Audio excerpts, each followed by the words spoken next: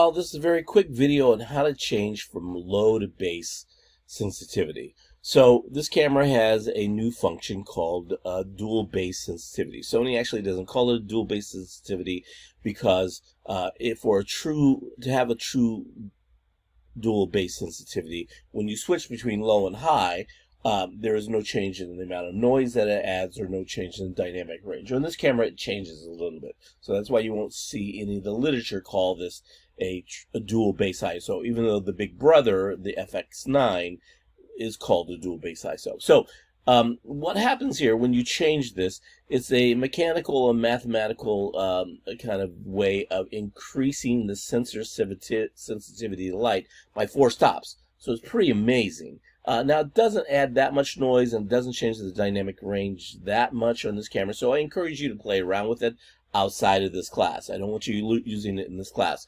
You should stay at low base ISO for everything in this class, except for maybe if you're outside shooting at night with your time lapse for your week 2 extra credit assignment.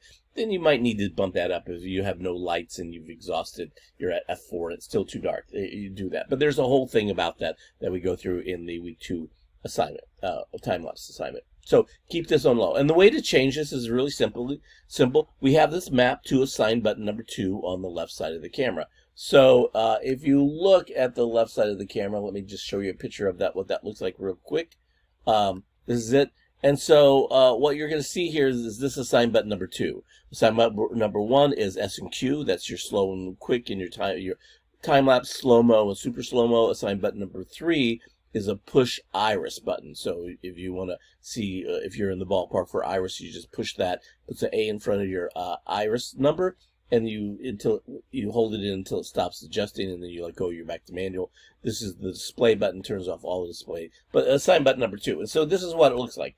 When you hit assign button number 2, you see it adds 4 more stops of exposure to that. Now I can hit assign button number 3 and bring that back down to where gives me a proper exposure. And you saw that when I hit assign button number 3, it put an A in front of my f-stop number there, and as soon as I let go of it, it went back to that. So that's it. Now if I hit assign button number 2 again, you can see that it says high base ISO.